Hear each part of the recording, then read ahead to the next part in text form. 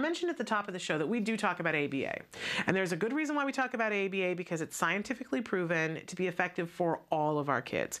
When we talk about autism, one of the greatest things I've ever heard is that it's not autism anymore, it's autisms. That there are all different types of autism. The onset of autism is different for different kids, how it presents itself, the symptoms, how severe those symptoms are all different. The speed at which the child learns, what the child has access to, all different.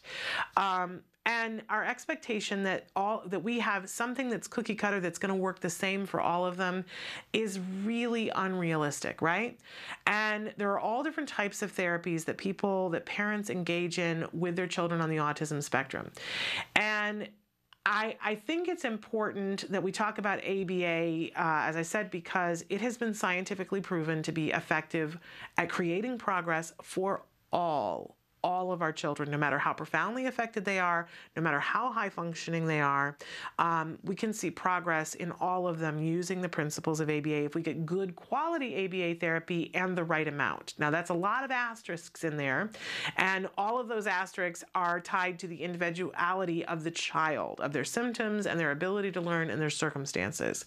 But it does not mean that ABA is the only thing that anybody can do or should do. There is this myth that is pervasive and there are some people who perpetuate it, I'll be honest with you, that if you're doing ABA, you're all in on ABA, and that means you're not doing anything else. I'll be honest with you, I have heard that from some people, and I have heard that turns some parents away from ABA. And it's a very disconcerting thing, because you don't have to be 100% pure ABA and do nothing else. We had Dr. Doreen Granpeche on the show yesterday, and I say it all the time, she is a visionary in the field of autism. And one of the things that I really respect and admire about Dr. Granpeche is that while she is a very experienced ABA practitioner, and the Center for Autism and Related Disorders, which she founded, has had more effect on more children in the world than any other single ABA provider. So we're talking about a voice of experience. And she was saying, I said over 2 decades yesterday, and she said, actually, it's over 3 decades. You would never know that to look at her. She looks way too young for that to be the case. However, has had a vast array of experience with tens of thousands of children on the autism spectrum and helped them to reach their fullest potential. And yet she is one of the only people that I hear very loudly, outspokenly in the field of ABA talking about the fact that our children are whole beings and have other things going on besides autism, and that we have to be mindful of those things. So my son received his therapy from the Center for Autism and Related Disorders, and so I had the good fortune of coming into autism with the expectation that I needed to look at my child as a whole child. I realize that that is not all of your experience out there, that some of you have written in and said that you went to an ABA provider, and the ABA provider said to you, oh, you can't be doing biomedical treatment while you're doing ABA with us. I think that is appalling. And I know many of you have said, well, we just didn't tell our ABA provider. And I think the vast majority of parents that I talk to that have had good results with their children have been able to look at their child as a whole child and take care of business doing ABA, and also finding other things that speak to their child.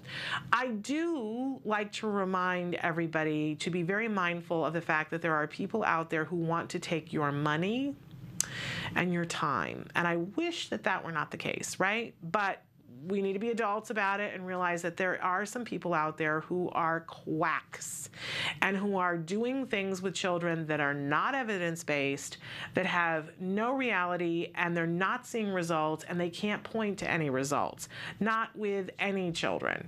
And those are the people that you want to avoid. So be smart about it. But there are lots of people who are doing things with children, and they're seeing results with some of the children and not with other of the children. And then you can look at it and say, okay, which type of autism does my child have? Is it possible? what are the pluses and the minuses? How much is this going to cost us? Is there any possibility of doing harm? Because that's, boy, number one on my husband and my manifesto with autism, we will do no harm.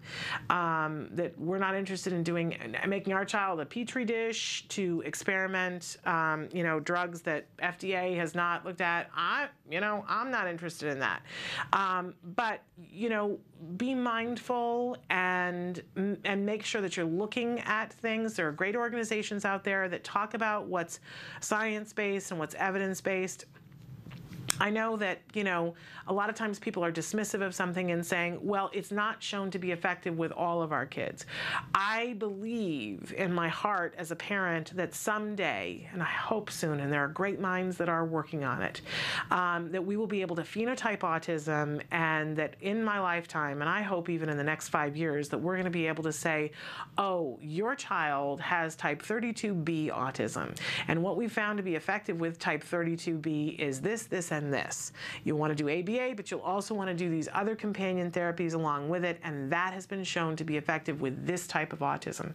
And by the way, this child has type A21 autism, which will also use ABA, but a different amount of ABA, and these 3 therapies that go along with it, and this has shown to be effective with this type of autism. Of course, we're still going to want to consider what's reinforcing for the child, but I really believe that when we get into looking at the different types of autism and what therapies work well, that is when we are going to see a huge shift in how autism is treated and how our kids do. Until then, I want to remind you, do get ABA on board, but don't let anybody lie to you and say that you have to do ABA and solely ABA and nothing else. It's not the truth. It's not what you're going to hear from parents is shown to be really effective.